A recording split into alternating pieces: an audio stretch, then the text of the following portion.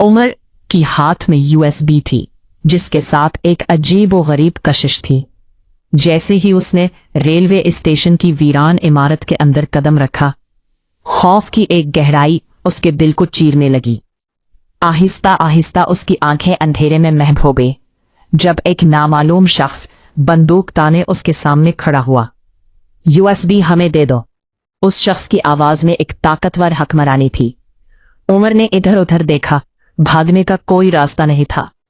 लेकिन तब अचानक उसकी घंटी बजी। स्क्रीन पर आयशा का पैगाम आया, प्लेटफॉर्म 3 की तरफ भागो। उमर के दिल की धड़कन तेज हो गई। बंदूक बरदार आदमी उसकी तरफ बढ़ा, लेकिन उमर ने फौरन यूएसबी अपनी जेब में डाली और पूरी ताकत से दौड़ लगा दी। गोली चलने की आवाज उसके पीछे गूंजी, मगर किस्मत ने उसका साथ दिया, वो बच गया। उमर कसरत से भागते हुए प्लेटफॉर्म 3 पर पहुंचा, जहां एक पुराना बंद कमरा उसकी तवज्जो समेट रहा था। दरवाजा आधा खुला हुआ था, जैसे किसी ने जानबूझकर उसके लिए छोड़ा हो। अंदर दाखिल होते ही उसने एक लैपटॉप नजर आया और उसके साथ एक पर्ची। यूएसबी यहां लगाओ और सच देखो।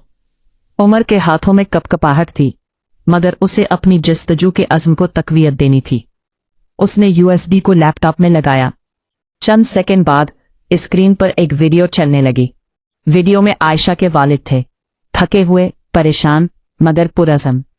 वो ने कैमरे की तरफ देखकर कहा, अगर तुम ये वीडियो देख रहे हो तो इसका मतलब है मैं जिंदा नहीं हूं। उमर खामोशी से ये सब देखता रहा। वीडियो में ऐसे सबूत मौजूद थे जो शहर के चंद ताकतवर लोगों के जराइम को जाहिर कर रहे थे। जमीनों पर कब्जे, गलत कारोबार और बेगुनाह लोगों को नुकसान पहुंचाने के शवाहिद। अचानक वीडियो के आखिर में एक तस्वीर सामने आओ। उमर के दिल की धड़कन रुक गई। तस्वीर में एक शख्स खड़ा था, वही शख्स जिसे उमर बचपन में अंकल सलीम कहता था। नामुमकिन, उसने सोचा। वीडियो खत्म होने से पहले आयशा के वालिद ने आखिरी बात कही, सबसे खतरनाक शख्स वो है जिस पर तुम सबसे ज्यादा भरोसा करते हो।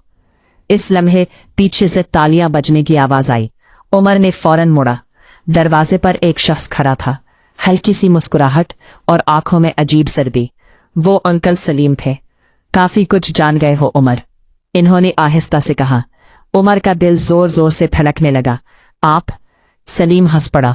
हाँ, ये सारा खेल बरसों से चल रहा है। उस वक्त उमर के फोन पर एक कॉल आई, वही अननोन नंबर। आयशा की घबराई हुई आवाज सुनाई दी।